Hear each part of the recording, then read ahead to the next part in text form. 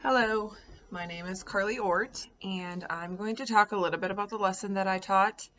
Um, I I taught the lesson that covered the standard RI.3.8, and it was to describe the logical connection between particular sentences and paragraphs in a text. So, for example, that'd be like comparing things, cause and effect, or putting things in a sequence. And my objective for the students was that I wanted them to, for the lesson that I was teaching and how, and the artifacts that I was using, is I wanted them to like understand cause and effect and making predictions. Um, and then at the end of it, I had provided like a rubric, which you can see in my artifacts. I also implemented a video in my lesson.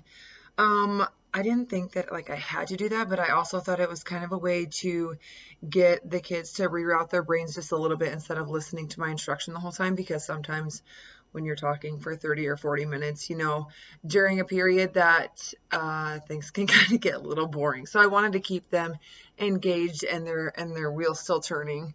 There was a couple things that I would have liked to have done, but you only have so much time in a lesson. Some things that actually really worked was being able to compare the crazy Iowa weather in my lessons. So kids really were like, oh, yeah, it's windy, so it's cold out, or this, just at that age, they were, whether it was sunny out that day or not, they were like, oh, when it rains, it's cold. When it snows, it's cold. So we had some good conversation regarding that. And I also implemented some stories in my lesson, which is also in my artifacts that you can see.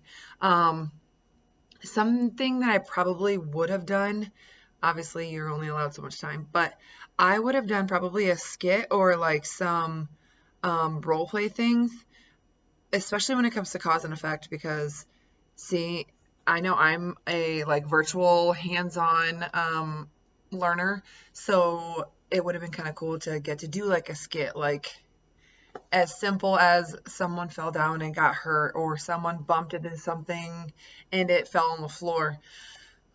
Just something so small like that can stick so well in a student's brain. So I think that it would have helped a little bit. I'm not saying it would have been better than, what I had taught, but also would have been a little fun for them. I also put in my lesson plan, some different ways to accommodate, ELL students, SPED students, TAG students. So depending on who you'll have in your class, this lesson could be accommodated or modified for them. So it's really for everybody. Trying to look and see what else we did here. Oh, yeah, we read a couple stories. I had two different actually, no, I had three, that I just wanted them to, before we read the story, I just had them look at it and I wanted them to make their own predictions because, I wanted them to, instead of blurting it out and just kind of feeding off of who was next to them, I wanted them to kind of see what they thought, everyone's minds are different, whether they're learning the same thing or not, I want them to use their own train of thought. So we did that. And then after we read the story, we addressed, what do you think was a cause and effect here? And maybe there was more than one, which in a lot of stories there are, especially like longer ones. But at this age, they're a little shorter. But um, I had like a main one in the story that I pulled out. But it was kind of cool to see if they attempted to pull out like a different cause and effect that maybe someone else didn't think about, or maybe even I didn't think about, that I didn't put in my lesson. So it kind of got the kids a little focused and being able to really listen and pay attention to what the stories were actually about.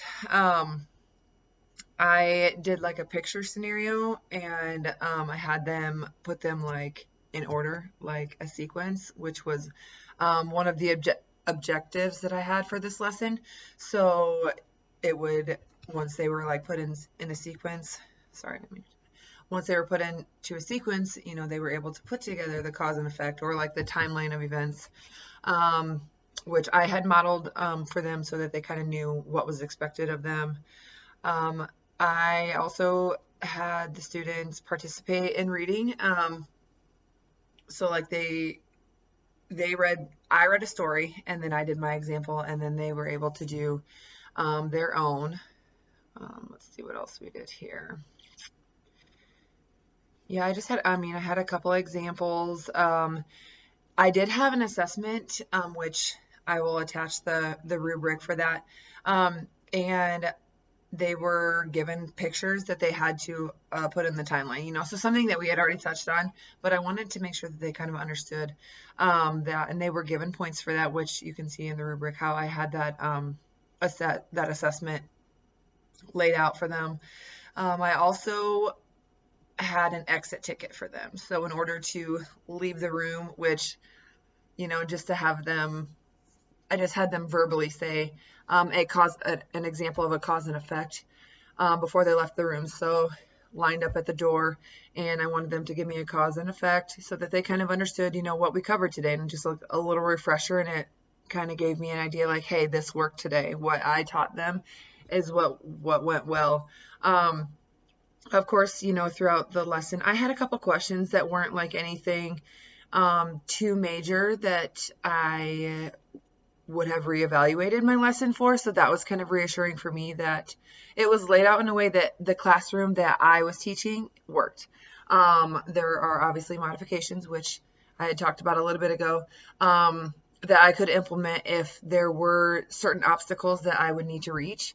So, every classroom is different, so it was kind of a kudos that this worked for me for this classroom. And while writing the lesson, I totally took into account what kind of students I had in my class and what they like to do, and they did like to do the hands-on. And some students just aren't hands-on people. Would I like to implement that and get them to like persuade them a little bit more to do that? Yeah, sure, but sometimes it just isn't for them. So when writing, lessons, I totally take into account what the student's strengths and weaknesses are, because even though I want them to do hands-on things, maybe it's just not best for them, and I want the best method for them to retain the information. So it's a long process, but it's one that worked, and this is probably one of my favorite lessons that I taught because it did go over so well, and it was a hands-on lesson for me. So